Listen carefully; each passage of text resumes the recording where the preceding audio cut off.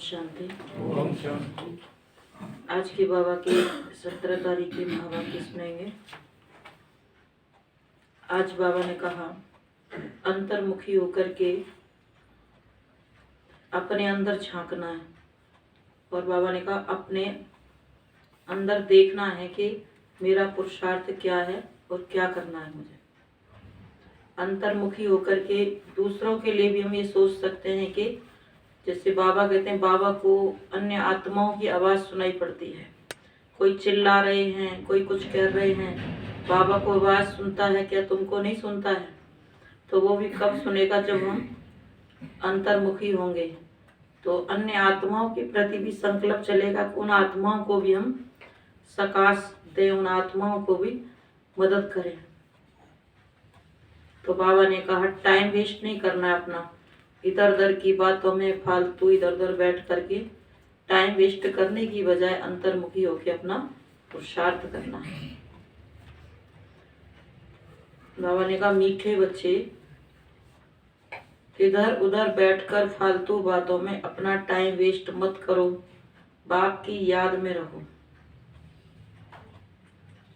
इधर उधर बैठकर फालतू बातों में अपना टाइम वेस्ट मत करो, बाप की याद में रहो, तो टाइम आबाद हो जाएगा।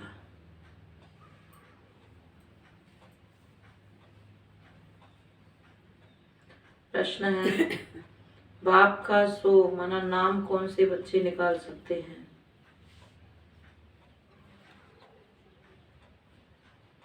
बाबा ने कहा उत्तर में, जो बाप समान सेवा करते हैं। अगर हर कर्म बाप के समान हो तो बहुत बड़ा फल मिल जाएगा। बाबा हम बच्चों को आप समान बनाने के लिए पुरुषार्थ करा रहे हैं। एक है बाबा के लिए सोचना, बेहद की सोच, और एक है संबंधियों के लिए सोचना, घर परिवार के लिए सोचना, वो है हद की सोच। वो एक जन्म की सोच, और ये बेहद की 21 जन्म में ले जाने वाले। प्रश्न, अंतर्मुखी किसे कहेंगे? तुम्हारी अंतर्मुखता निराली कैसे है?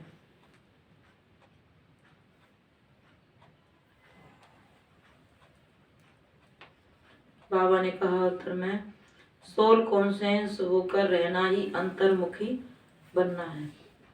जैसे अगर मान लीजिए शरीरी होकर के अंतर्मुखी रहते हैं तो अंतर का सुख आत्मा को मिलता है, और ऐसा लगता है कि इस यात्रा में निरंतर रहे।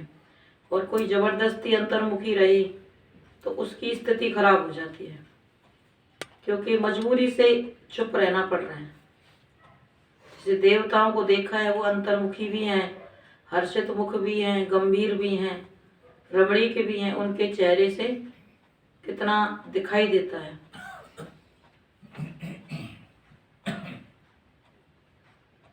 तो बाबा ने कहा अंदर जो आत्मा है उनको सब कुछ बाप से ही सुनना है। अंतर्मुखी का मतलब जो अंतर आत्मा है उसको सब कुछ बाप से ही सुनना है।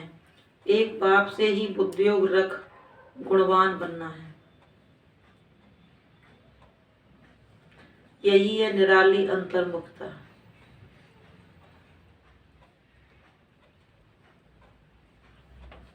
गीत ओम नमो शिवाय। ओम शांति। मीठे मीठे सिकी लदे बच्चों ने ये गीत सुना, बाप की महिमा सुनी, और बाप की महिमा का फल फिर बच्चों को मिल रहा है, और बच्चे फिर बाप का सो करते हैं, परंतु सो तब करेंगे जब उन जैसी सर्विस करेंगे। बाप का सो कब करेंगे? जब उन जैसी सर्विस करेंगे, वह फल भी भारी पाएंगे। अब तुम बच्चे प्रैक्टिकल में हो, भक्त सिर्फ गाते रहते हैं।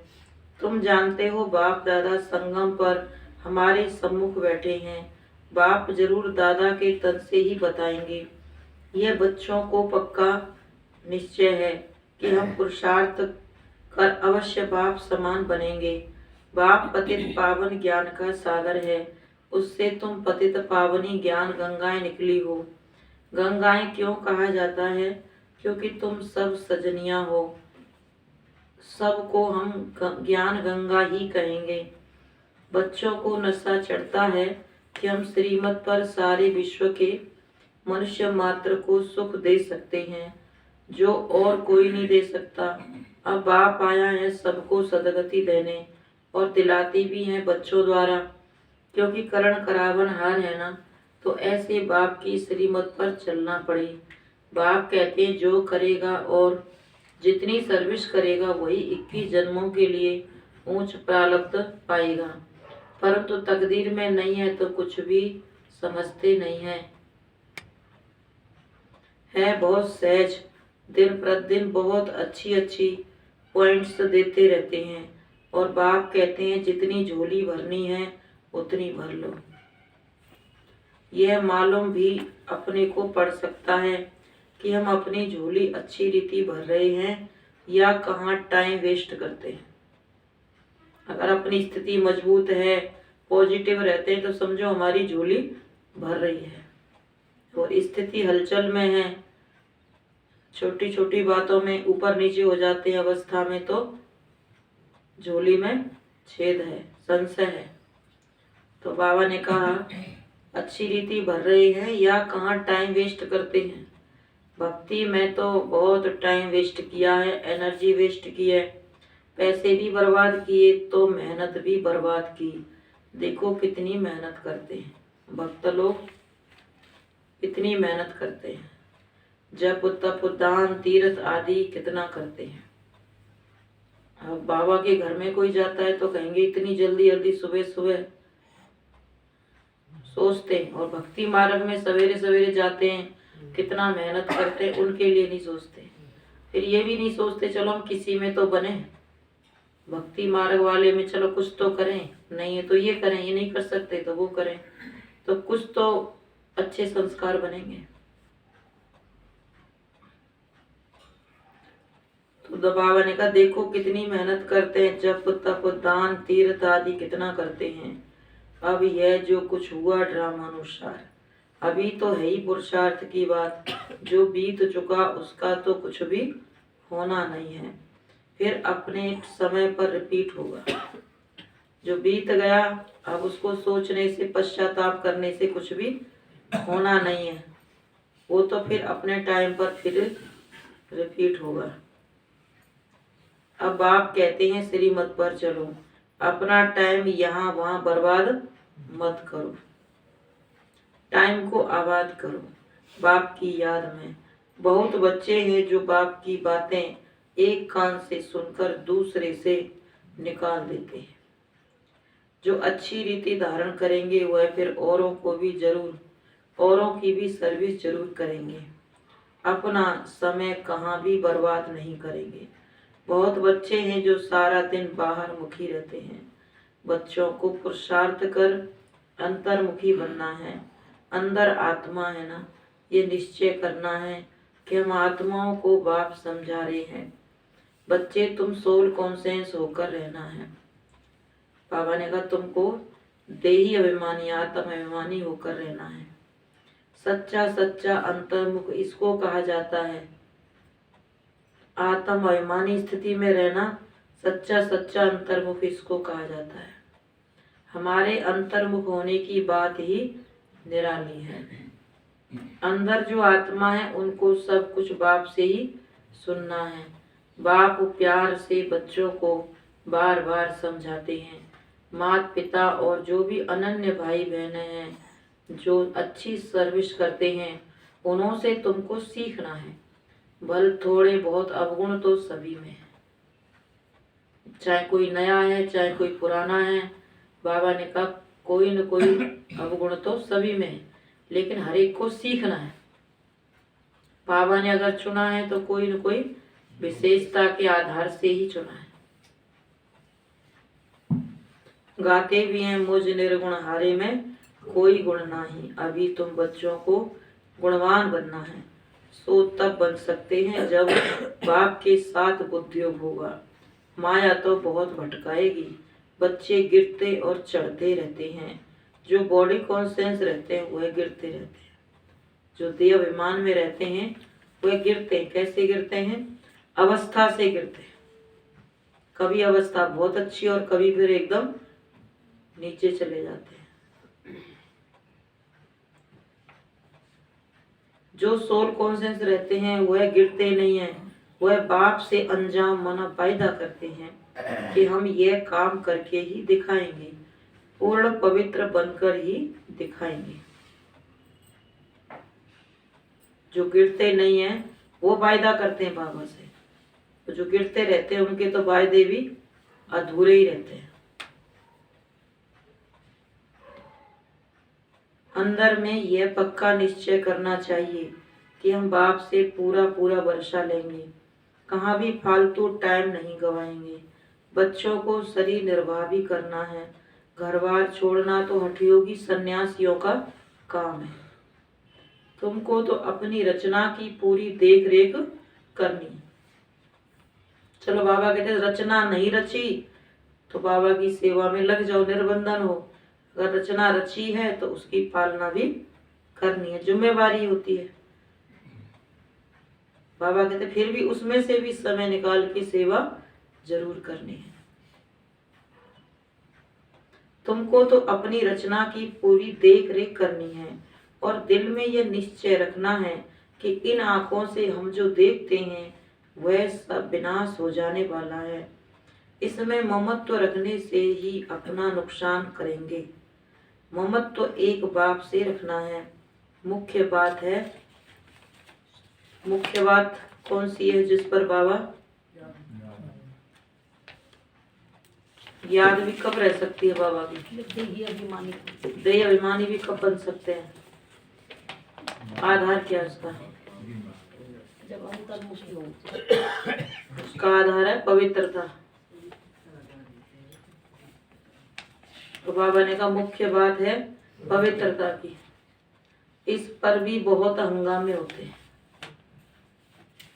यही इसलिए रोकते हैं कि वहां मत जाना। तो बाबा ने कहा इस पर भी बहुत हंगामे होते हैं, क्रोध पर इतना हंगामा नहीं होगा।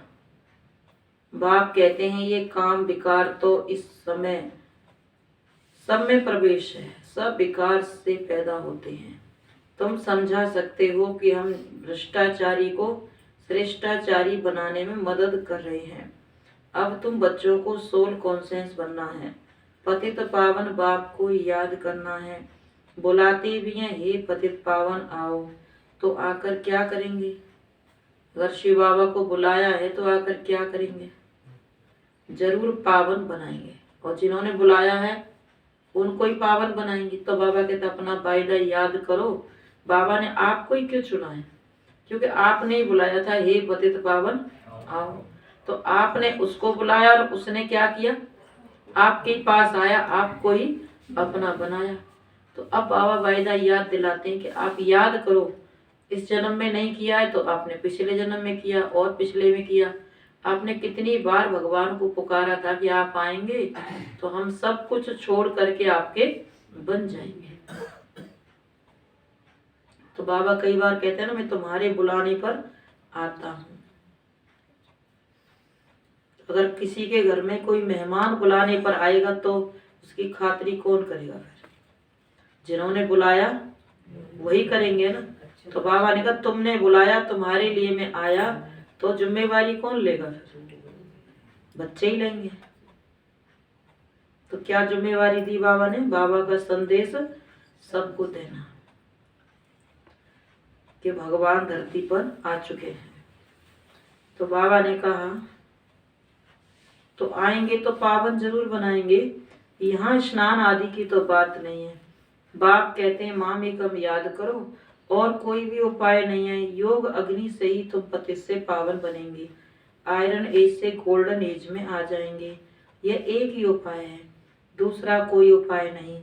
सब बीमारियों की एक ही दवाई है, बाप की याद।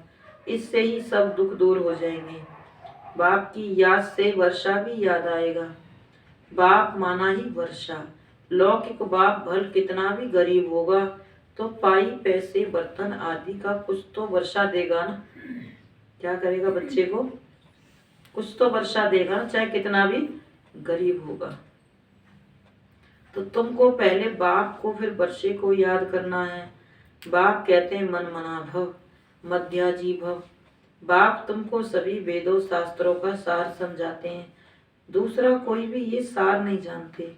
बाप सीधा कहते हैं बच्चे देह अभिमान को छोड़ दो, तुमको समझना चाहिए कि हम आत्माओं से बात कर रहे हैं। निराकार बाप निराकार बच्चों को ही कहेंगे कि तुम आत्माएं कानों से सुनती हो। शिव बाबा कहते हैं मैं सुना रहा हूं, तुम कानों से सुनती हो, तुम ही सब कुछ करती हो। कोई भी हालत में बच्चों को देह अभिमानी नहीं बनना है। कोई भी परिस्थिति आ जाए, कितना भी धन संपत्ति जुड़ जाए, लेकिन देह अभिमान में नहीं आना है, अहंकार में नहीं आना है। अपने को आत्मा समझ बाप को याद करो, सर्विस भी करो, क्योंकि देह से ही सब काम होता है, वह तो करना ही पड़े। कोई कुछ समय के लिए अनकॉन्शियस माना बेहोश भी हो जाते हैं, परंतु वह कोई ज्ञान की बात नहीं। यहाँ तो बाप को याद करने की ही मेहनत करनी है। कोई सोच ले ध्यान में दीदार में चले जाएं, देह भान से अलग हो जाएं, वो कोई बाबा ने कहा विकर्म विनाश नहीं होते। इसमें ही माया के बहुत विघ्न पड़ते हैं। तुम जानते हो हमने बाप की गोद ली है, तो जरूर बाप को याद करना पड़े। अब योग करना माना बाबा ने कहा स्वमान का अभ्यास करो, गुणों शक्तियों का मनन चिंतन करो, ये योग करना है। अगर ऐसे ही चुपचाप बैठ जाएंगे तो आंख बंद हो जाएगी, तो माया प्रवेश कर जाएगी। तो बाबा ने कहा ऐसे ही नहीं बैठना है। कमाई तो जब ही होगी जब मनन चिंतन करेंगे। कोई भी बिजनेस करता है तो वो बैठता भी है तो अपने धंधे के बारे में सोचता है। तो बाबा ने कहा तुम भी अपनी कमाई के बारे में चिंतन करो।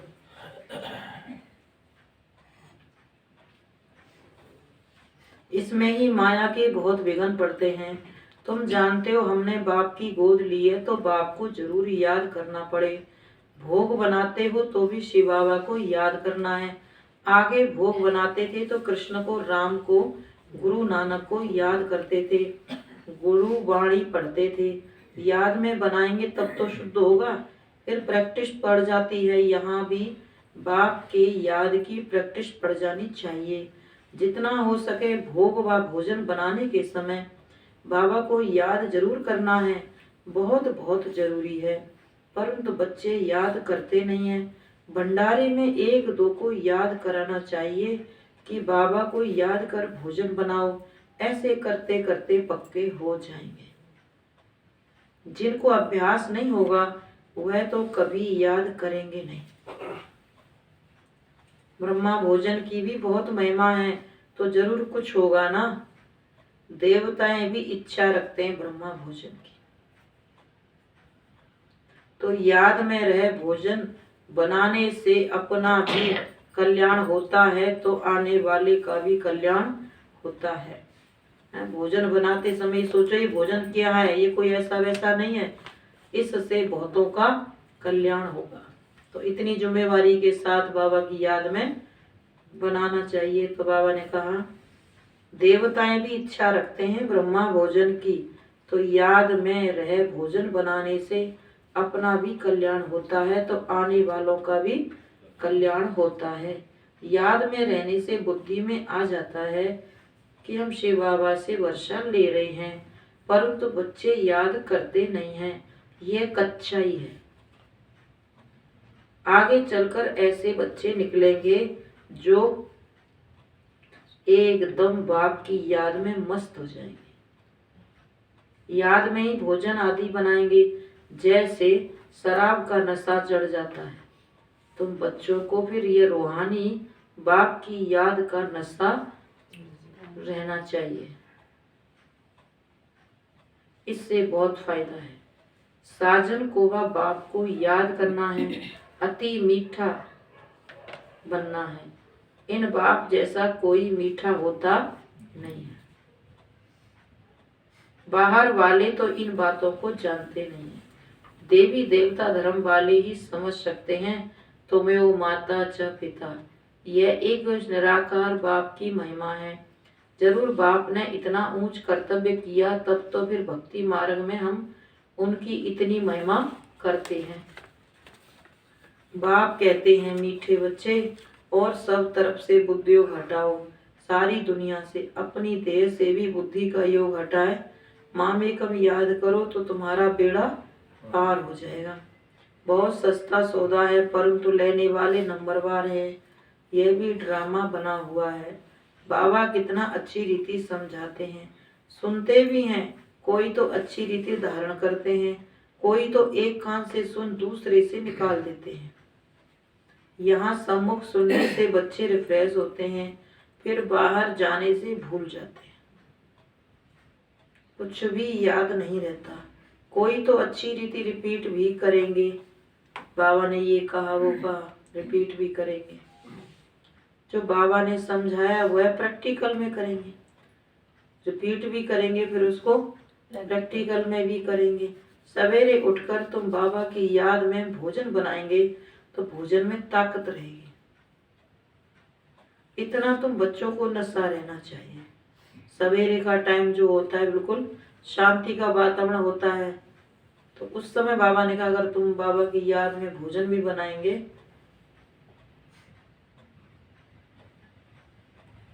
तो बाबा की याद रहेगी। तो इतना नशा रहना चाहिए। सारे मनुष्य कुल का उद्धार करना है। ये भोजन बना रहे हैं, ये सारे मनुष्य कुल का उद्धार करना है। मनुष्य कुल की बात है, ऐसे नहीं जानवर आदि का उद्धार करेंगे। उनका ड्रामा में पार्ट ही यह है, जैसा मनुष्य वैसा फर्नीचर। सतयुग में किचड़ पट्टी होती नहीं है। तुम्हारे लिए कितने वैभव हैं। वहाँ पंछी जानवर आदि सब रॉयल होते हैं। जैसा मनुष्य वैसी उनकी सामग्री होती है। गरीब की सामग्री क्या होगी? साहूकार की सामग्री कितनी रॉयल होती है। तुम बच्चे जानते हो बाबा हमको बहुत ऊंची कमाई करा रहे हैं। फिर इतना जो करे, बाबा ने कहा फिर जितना जो करे पढ़ाई एक ही है। चाहे ऊंच पद पाए चाहे कोई नीच पद पाए, पढ़ाई सबके लिए एक ही है। हर पद, बाबा ने कहा पद हर एक नंबरवार पाते हैं।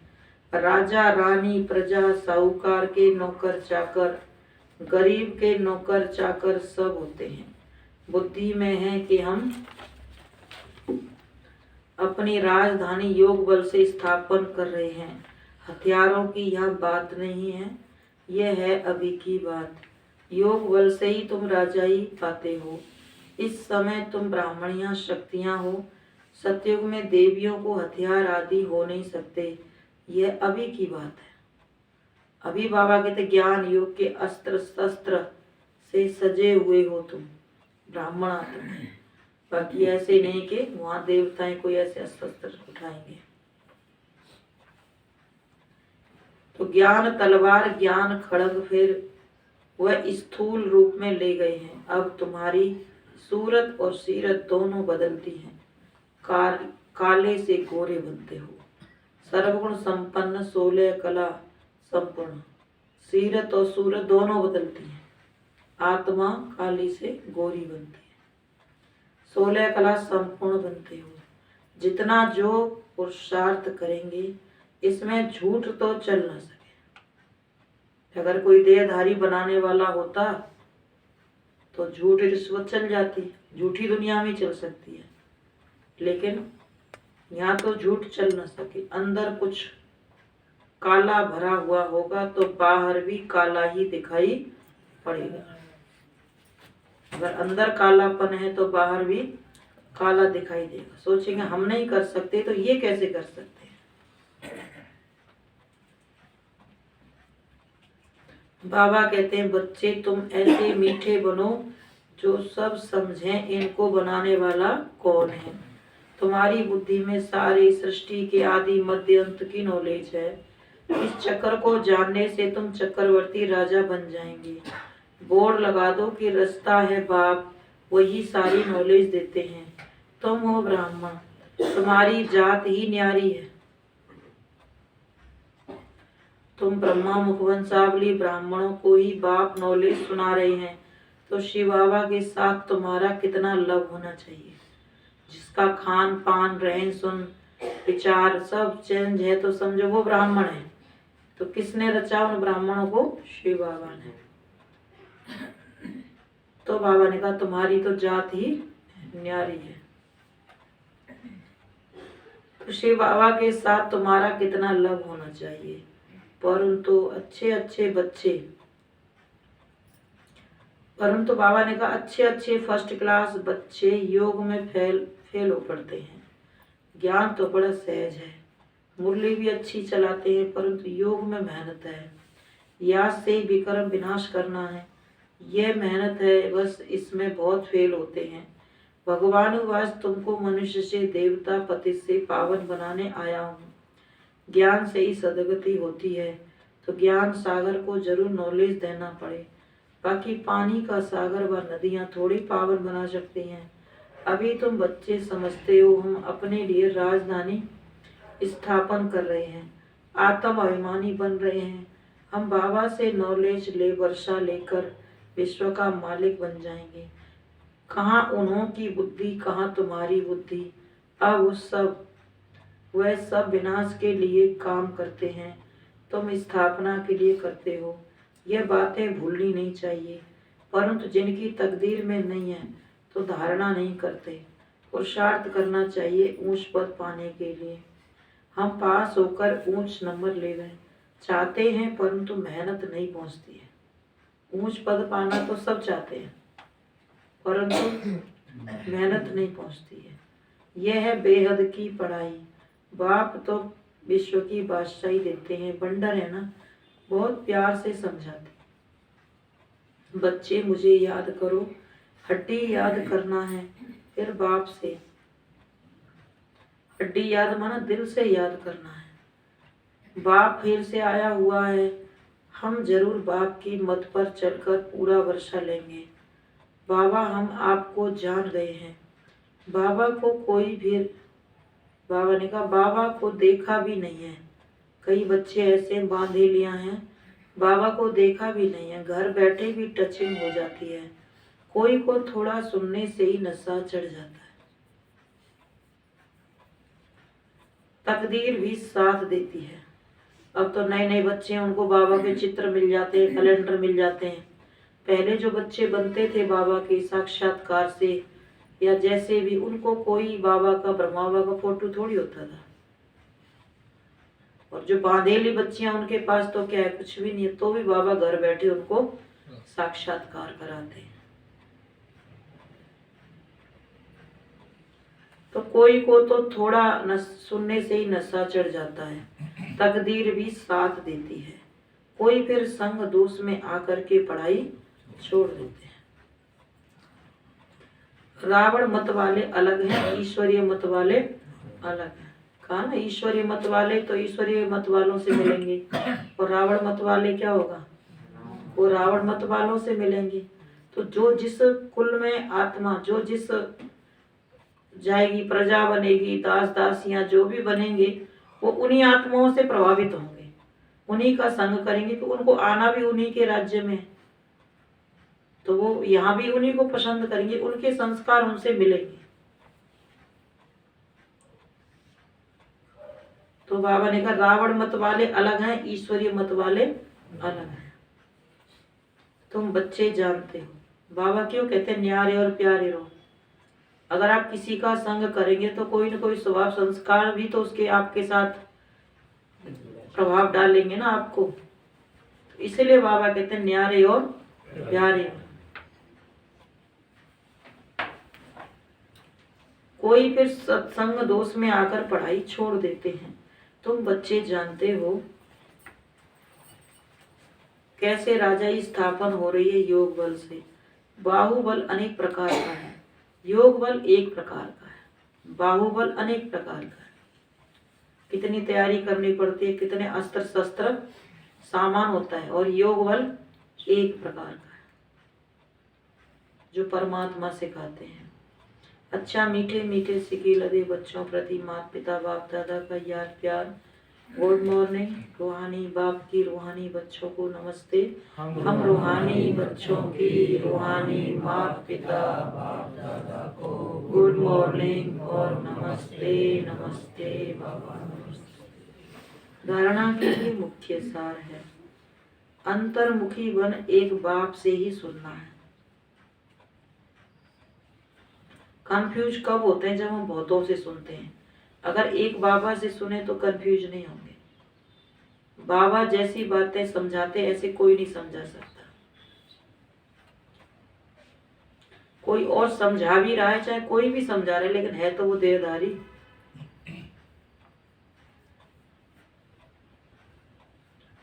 तो अंतर्मुखी बन एक बाप से ही सुनना है। एक बाप के साथ उद्योग रख गुणवान बनना है। बाबा के गुण कब आएंगे? जब एक बाप से बुद्धियोग रख गुणवान बनना है। बाहर मुक्ता में नहीं आना है।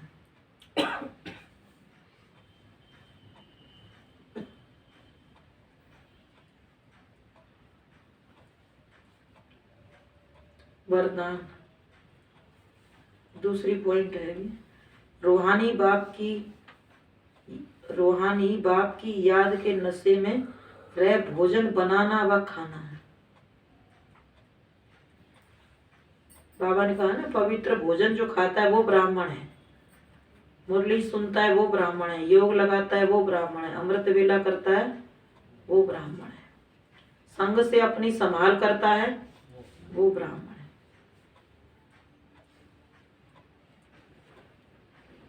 पक्का योगी बनना है। वरदान स्वराज्य की स्मृति द्वारा तूफानों को तोहफा बनाने वाले अखंड सुख शांति संपन्न भव। स्वराज्य की स्मृति द्वारा तूफानों को तोहफा बनाने वाले अखंड सुख शांति संपन्न भव।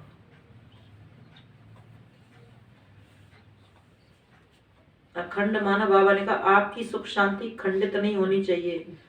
हंगामा बढ़ेगा, लड़ाई झगड़े बढ़ेंगे, अशांति बढ़ेगी, दुख बढ़ेगा, लेकिन आपकी शांति और शक्ति सुख शांति बढ़नी चाहिए, क्योंकि आप शांति के सागर से योग लगाते हो।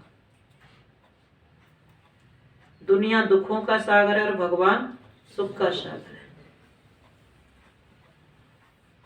अखंड सुख शांतिमय संपन्न जीवन का अनुभव करने के लिए स्वराज्य अधिकारी बनो। स्वराज्य अधिकारी के लिए तूफान अनुभवी बनाने वाले उड़ती कला का तोहफा बन जाते हैं। उन्हें साधन, सेलिब्रेशन व प्रशंसा के आधार पर सुख की अनुभूति होती है। जो स्वराज्य अधिकारी आत्मा है, उसके सामने कोई कितना विघ्न भी डाल रहा है तो भी उसके लिए वो भी उसकी उन्नति का मार्ग बन जाता है। तो बाबा ने कहा उड़ती कला का तोहफा बन जाते हैं। उन्हें साधन, सेलिब्रेशन, प्रशंसा के आधार पर सुख की अनुभूति नहीं होती है, लेकिन परमात्मा प्राप्ति के आधार पर। कोई हमारी बहुत मदद करेगा, बहुत साधन दे रहा है, सुविधा दे रहा है, तो उसके आधार पे हम योगी नहीं है। परमात्मा मदद के आधार पर, परमात्मा शक्ति के आधार पर, अनुभूति के आधार पर अखंड सुख शांति का अनुभव करते हैं। किसी भी प्रकार की अशांत करने वाली परिस्थितियां उनकी अखंड शांति को खंडित नहीं कर सकती।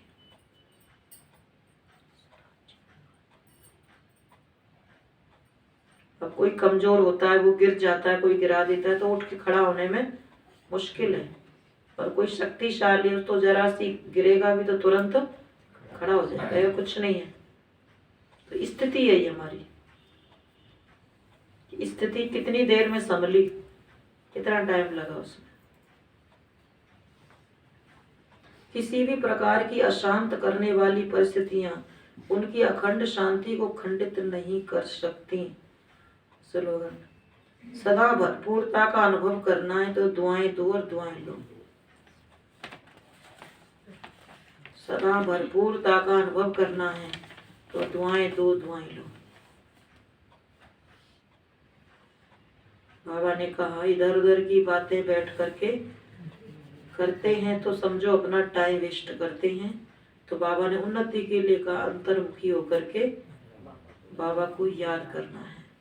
ओम शांति।